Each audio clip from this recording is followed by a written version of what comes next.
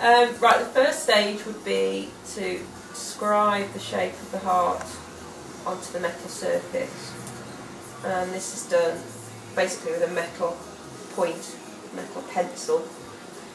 And you can just about see the design once you've scratched it in. So it's just about visible. And then you take your tin snips and actually start to cut the heart out, which can be a little bit tricky, but if you've got a small enough piece of metal you can get enough manoeuvre around it. I mean the correct way really to cut shapes out is using a piercing saw, but because these are relatively simple shapes to cut, you can just about manage using the snips. But you do sometimes get some sharp burrs, so you have to be a bit careful not to cut yourself. So then you've got your basic heart shape cut out.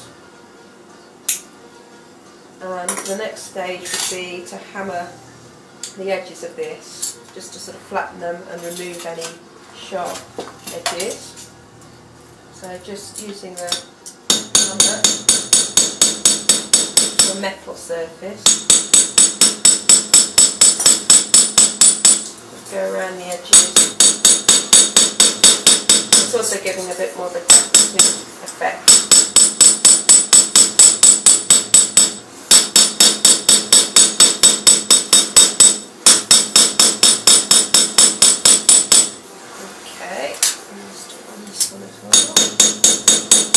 In the metal is the one is copper, this one's copper, and the golden colour is brass. The copper is much softer to work with, it's less resistant.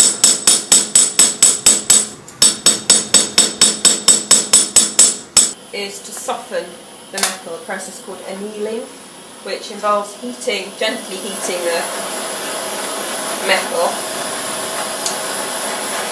And you should get the copper to like a cherry red colour. So it heats up relatively quickly. This metal's quite thin, so it doesn't take very long.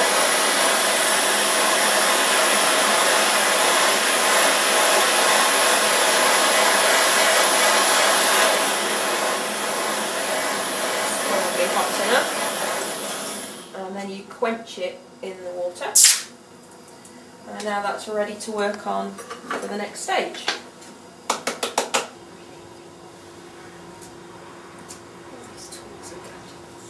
That's what boys like. Gadgets. Give me your gadgets. Right, ready? Yeah. Okay, so to create a texture on the surface, I've got a little sort of press stroke stamping tool here, and it gives me a lot of control over the location of the pattern. So you're lining up a male and female side, but because it's held in place with this little sort of chuck, it means that it's not going to be jumping around all over the place, and I can sort of get an even pattern onto the brass. And I'm not measuring, obviously, it's just a random surface texture, which obviously is making things look a bit more interesting than just a flat metal surface. Looks a bit like a warty, what are they called? Toad, like the surface of a toad, which wasn't the general idea. I just thought as I was doing it, I thought that looks like a toad. Anyway, that's that one. Fantastic. Right. So we'll do the embossing. Or do you want me to do that again? No, that's fine, that's fine. Let me... When you're ready. Okay, so I'm going to create the sort of spiral embossed pattern, which involves getting a piece of the copper wire, it's thicker, and forming a spiral out of the wire, which I'm going to use to hammer into the flat metal surface. And I'll just flatten this slightly. And basically I just need it big enough so that I can hold on to it while I'm hammering. And using the nylon mallet, just hammer over the surface, avoiding your fingers. Because the copper's so soft, because I've annealed it and it's thin, it will actually take the pressure really easily. And again, I'm just doing this sort of in a random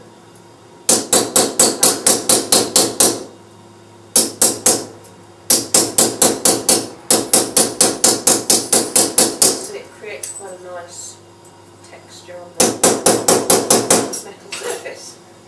And you can use sort of either side. You can either have the sort of raised hammer.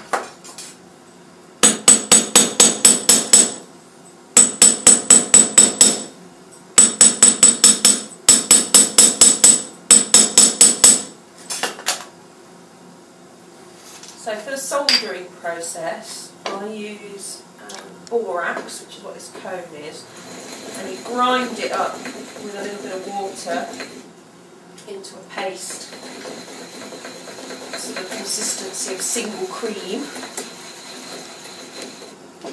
And then using a brush, we just apply a little bit of this to the surface.